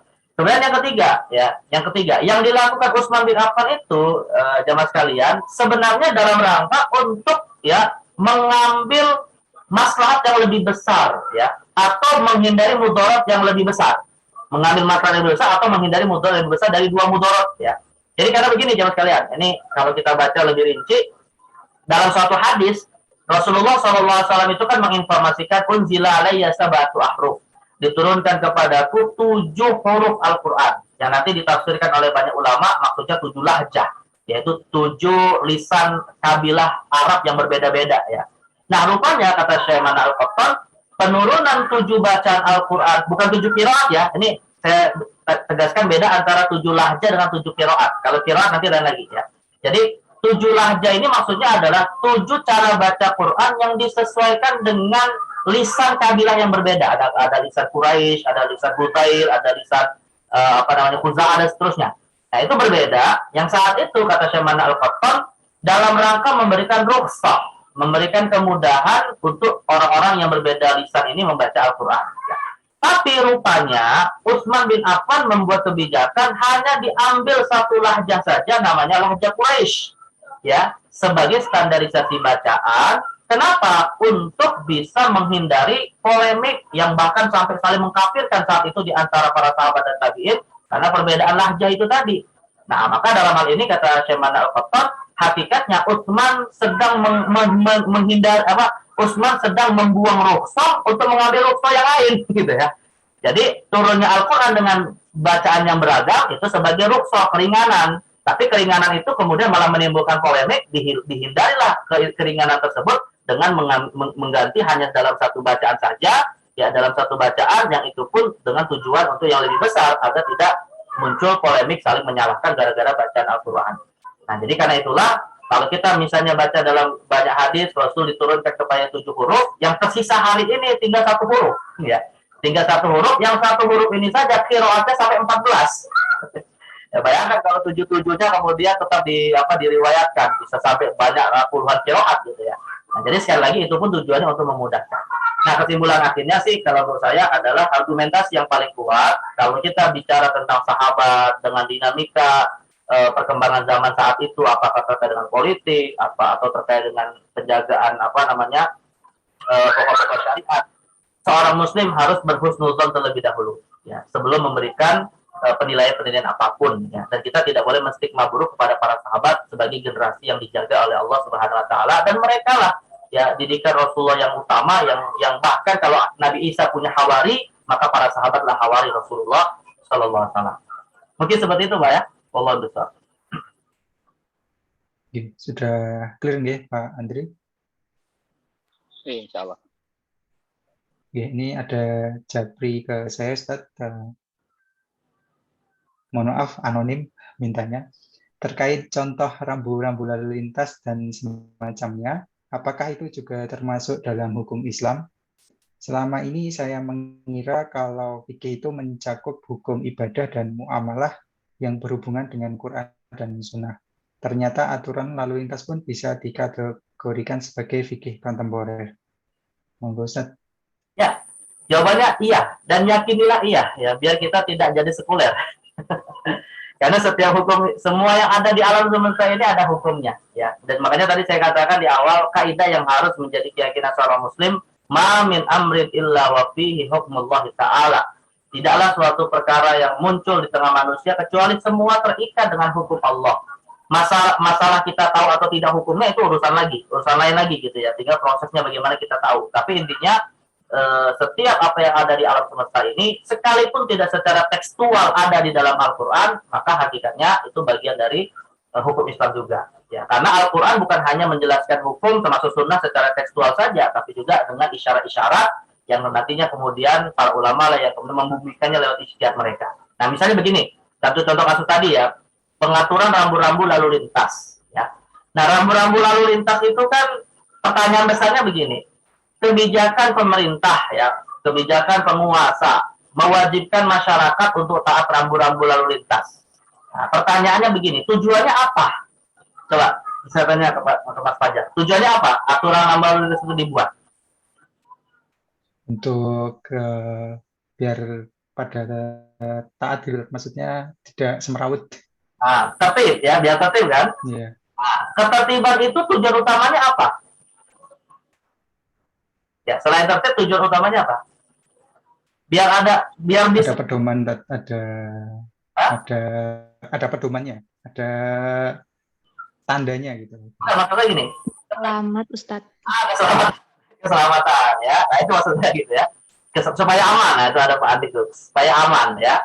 Ya, karena gini, coba aja kita lihat dalam sensus-sensus yang ada gitu ya. Kematian terbanyak itu malah bukan dari penyakit, malah kecelakaan di jalanan gitu ya. Kalau kita lihat kematian yang banyak itu terjadi di mana gitu ya. Nah, kalau kita bicara aturan lalu lintas itu dalam rangka untuk menjaga keselamatan, ya biar aman kita berada di tengah jalan, ya kan? Nah, sekarang pertanyaan begini, tadi saya sebutkan, ada 5 tujuan syariat yang dikukuhkan oleh para ulama berdasarkan inspirasi Al-Quran dan Sunnah. Ya, di antara 5 maqasidus syariah atau 5 tujuan syariat itu diantaranya adalah hifdzun nafas, menjaga jiwa, ya menjaga jiwa.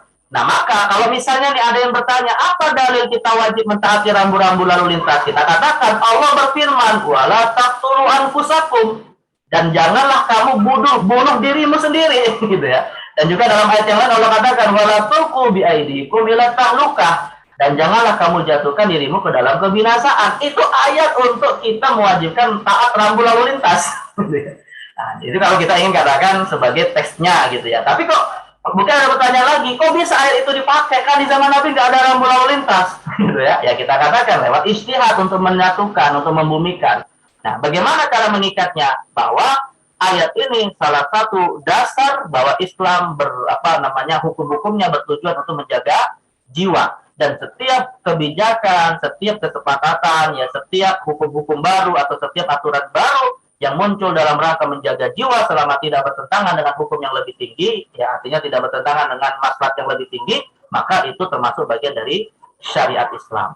Nah, jadi cara berpikirnya seperti itu, gitu ya. Maka sekali lagi semua apa yang ada dalam aturan manusia, ya aturan manusia, walaupun tidak menggunakan teks Al-Quran dan hadis secara langsung, kalau itu semua bertujuan menjaga 5 maqasidus syariah ini, maka itu bagian dari syariat Islam. Ya, bahkan sekalipun datang dari non-muslim sekalipun datang dari non-muslim.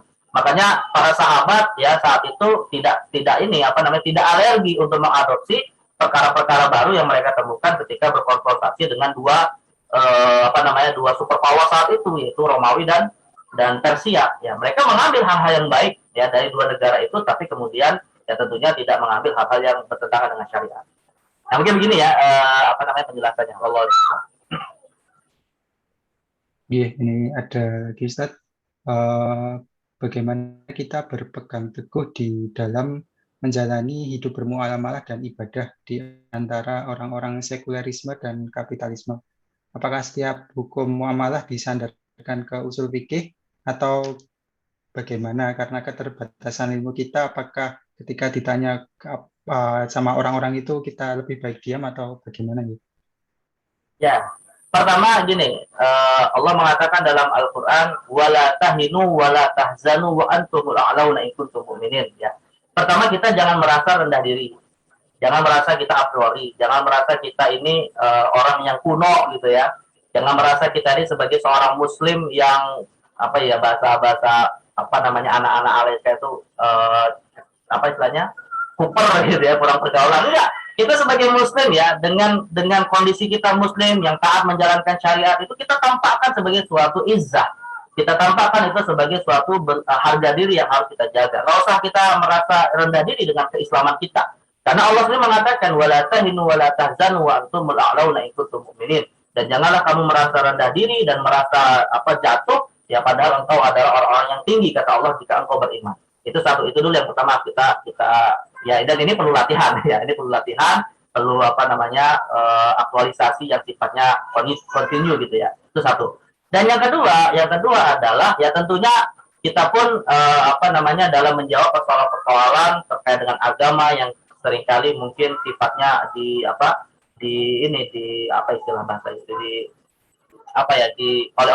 oleh teman-teman kita yang mungkin sekuler sifatnya digugat gitu ya, ya tentunya ya ini sebagai tantangan harusnya bagi kita semua untuk kemudian semakin mendalami ajaran agama ini lebih luas dengan wawasan yang cukup, yang luas, dan tentunya juga tidak kaku di dalam memahami agama. Nah, ini tantangan. Makanya saya katakan Bapak sekalian, adanya paham-paham yang menyimpang ya, ada kalangan liberal misalnya ataupun dari kalangan-kalangan yang menggugat Islam ya pada hal-hal yang sudah wilayahnya itu tidak perlu dipersoalkan sebenarnya, yaitu kita katakan ini sebagai hikmah ilahiyah ya, sebagai satu ujian bahwa Allah SWT memang menguji kita dengan apa yang kita dapati, apa yang kita miliki gitu ya.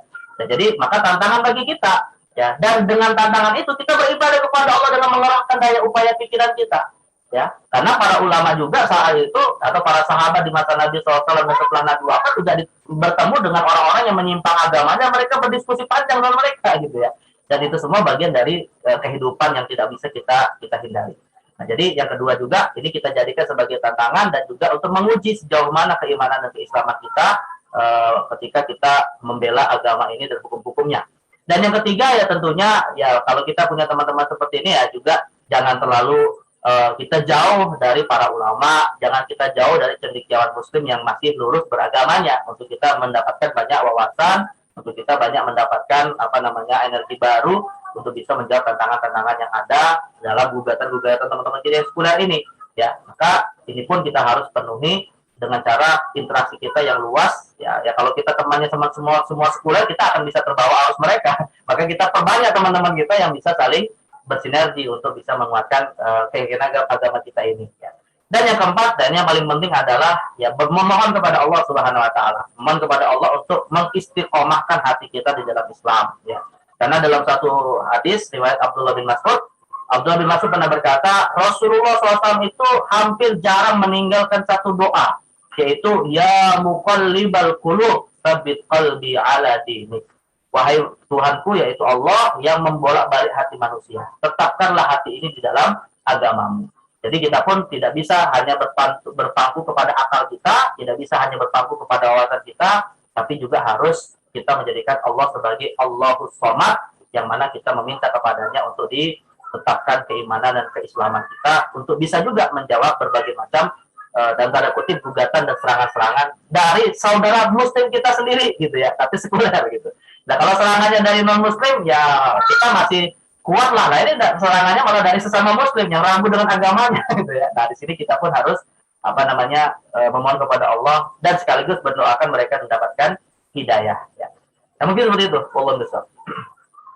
Oke, Ustadz, menyambung tadi, saya mungkin sedikit ada maksudnya kawan yang kawan lama lah, maksudnya yang mungkin dia itu pahamnya sudah agak menyimpang, bahkan saya juga punya teman yang qadarullah malah murtad, jadi karena terlalu terkekang dengan Islam, jadi mungkin langsung belok gitulah.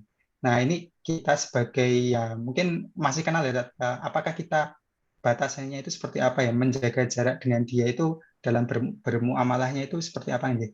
Mohon pencerahannya. Ya sebenarnya sih berinteraksi dengan siapapun ya, berinteraksi dengan siapapun jika memang itu tidak menimbulkan mudarat yang lebih besar terhadap agama kita, itu sebenarnya boleh saja. Ya berteman dengan orang kafir sekalipun kan tidak dilarang di dalam Islam ya. Termasuk berteman dengan orang-orang yang menyimpang akidahnya juga tidak dilarang, dalam arti hukum asalnya boleh saja. Tapi dengan catatan kita harus bisa mempertimbangkan manfaat dan mudaratnya. Ya, manfaat mudarat itu seperti apa? Karena memang di masa-masa penyimpangan akidah muncul pada abad kedua dan ketiga Hijriyah ya, dan bahkan kemudian sempat berkuasa di masa Daulah Abbasiyah. Memang ada sebagian ulama yang melarang bermajelis dengan orang-orang yang keyakinan beragamanya walaupun dia muslim itu sudah menyimpang. Tapi larangan ini hanya ditujukan kepada mereka-mereka yang dikhawatirkan akan bisa terpengaruh gitu ya. Nah, tapi kalau misalnya nih kita sendiri kemudian berusaha untuk bisa menyadarkannya, dari sini jihad bagi kita gitu ya.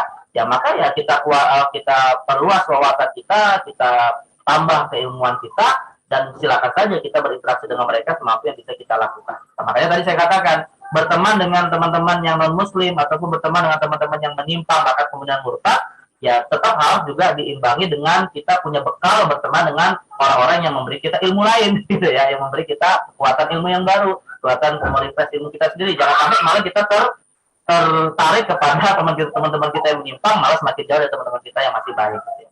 Nah, jadi sekali lagi ya kita tidak hidup seperti seorang yang tertapa di suatu gua, enggak. Ya, kita hidup di dunia yang memang berinteraksi dengan banyak pemikiran. Nah, maka disinilah tantangan hidup itu kita lewati, tapi dengan catatan ya Allah memberikan kepada kita akal, Allah memberikan kepada kita hati nurani. Kalau kemudian kita ragu, akal kita mungkin juga tidak mampu, ya syariat mungkin belum terlalu kita pahami dengan baik, maka hati nurani itu bisa menjadi bekal kuat juga. Rasul mengatakan dalam suatu hadis, ketika ada seorang sahabat ya meminta izin kepada Nabi untuk berbuat maksiat, maka Nabi katakan istafti qalbak, Ya minta fatwa kepada hatimu. Al-ithmu ma haka fi nafsika wa karihta jatali alaihin nas. Karena yang namanya dosa itu sesuatu yang engkau tidak sukai. Ya, dosa itu hati nurani kita nggak suka melakukannya gitu, dan kita tidak mau orang melihatnya. Maka kalau kita misalnya nih melakukan suatu perbuatan ya, atau kita punya pemikiran yang aneh gitu ya, kadang hati nurani kita itu semacam mengatakan ini nggak benar gitu ya. Nah disitulah kita kemudian memohon kepada Allah untuk mendapatkan petunjuk untuk menguatkan dan agar bisa meluruskan pemahaman kita kalau memang itu kemudian terpapar oleh pemahaman-pemahaman yang menyimpang. Ya seperti itu. Wallahu bisa. Ya, jazakallah Ustaz. Monggo Bapak Ibu, apakah ada yang ingin ditanyakan lagi? Monggo masih kami buka kesempatan.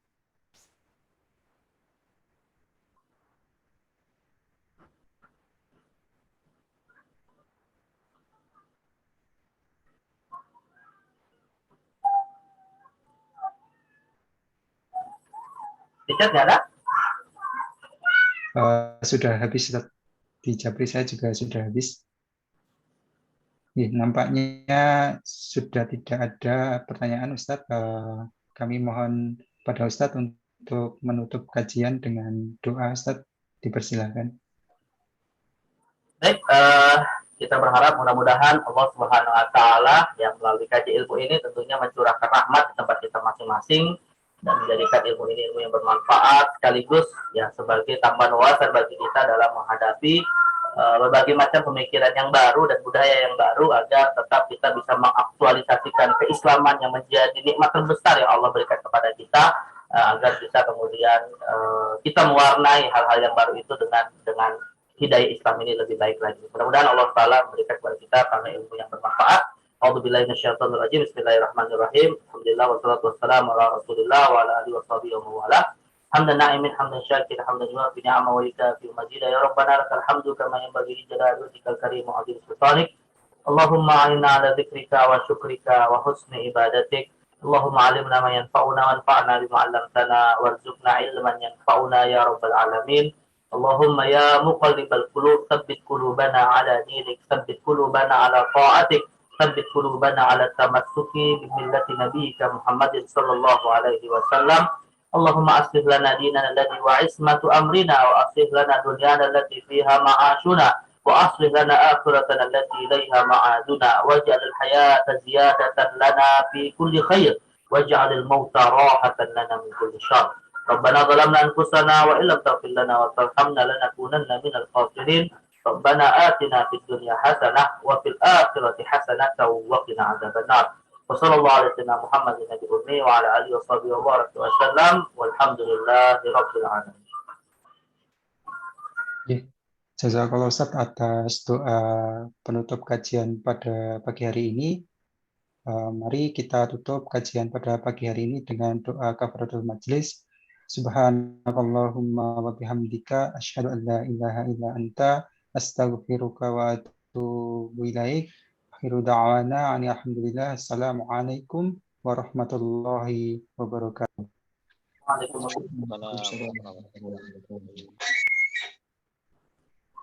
Saya pamit ya, baca dan assalamualaikum warahmatullahi wabarakatuh. Telepon.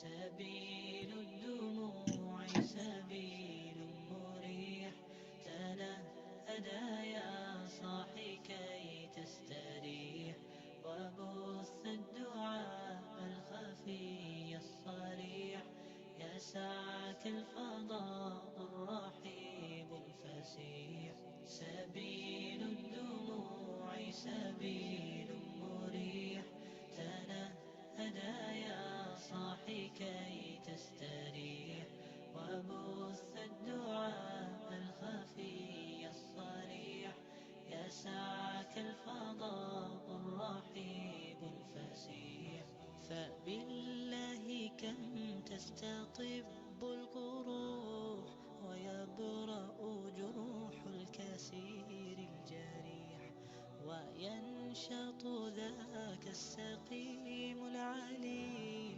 وقد كان بالسقم دهرا طريق. تقال العثار العظام به، ويغدو الهوى ككبش ذبيح.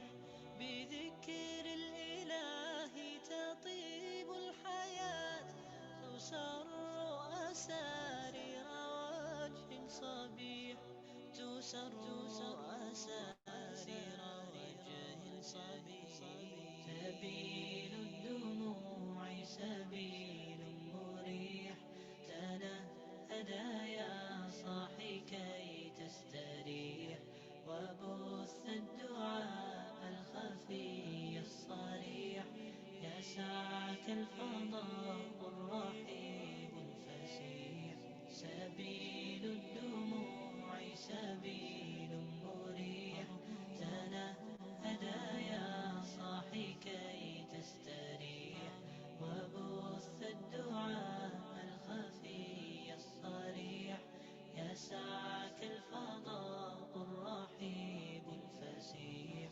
تنحى يا حزن واهجر فؤادا، توكل بجد بعزم فصيح، فإني علمت بأنك نجوى، ولبس خبيث مضل قبيح. تبختر ترجل بصوت وخيل، فما لك في الأرض درب صحيح.